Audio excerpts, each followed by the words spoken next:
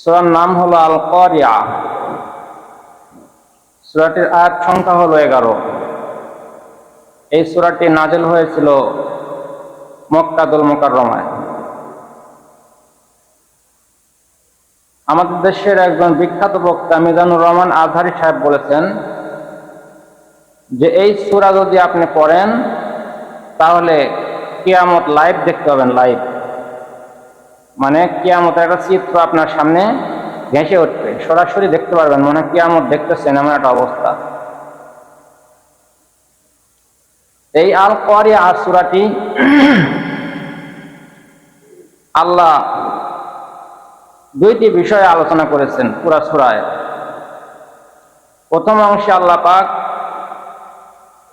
কিয়ামত সম্পর্কে আলোচনা করেছেন, দ্বিতীয় অংশে আল্লাহ পাক আখিরাত সম্পর্কে আলোচনা করেছেন।